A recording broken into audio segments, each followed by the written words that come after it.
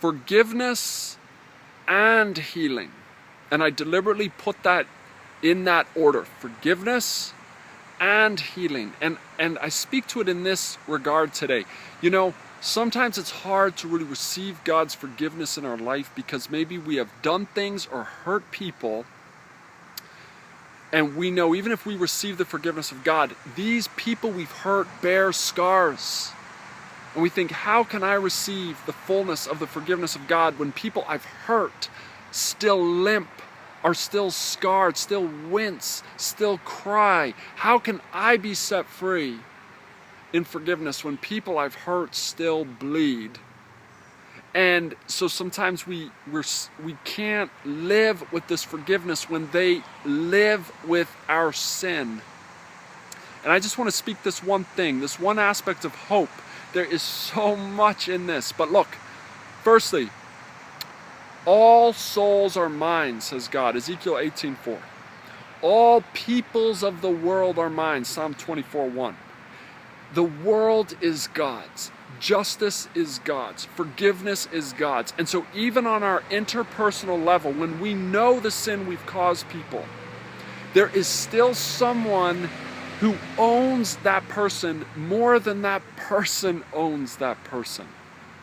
And that is God. And He does call you to Himself at the foot of the cross, and His blood drips for this dialogue with you. Revelation 5:9 says He purchased men for God with His blood. This opportunity to get with you in your sin cost God's blood. It says in Isaiah 49:16, He has engraved your name on the palm of His hands. This is not some cheap transaction that in a sense takes away the value or devalues the pain you've caused someone else. No. In this dialogue of forgiveness, Jesus drips blood for you to give you this forgiveness. It's deep. It's not cheap. So when you get that forgiveness from God, you go to Jesus, you cry out, you pour out your sin, you call on His name, He forgives you. That's very valuable. But it doesn't just stop there. You can lean in closer, and this is where I want to encourage you today. Lean in. Receive the forgiveness of Jesus. Yes, that is how we honor God. But then lean in to your friend, John 15:15, and say, Lord, pour out your healing power on those I've hurt. Jesus forgives, but He also will heal.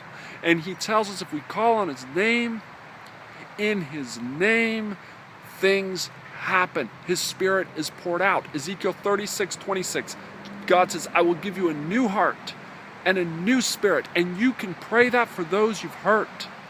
You can say, thank you, Jesus, for this forgiveness. And I pray that your Spirit will pour out on those I've harmed.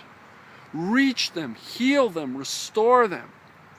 So just to encourage you, there is forgiveness for you, and there is healing for those you've hurt. Go after it.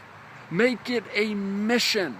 In humility and faith, receive the forgiveness. And then in faithfulness, in prayer, pursue healing for those you've harmed.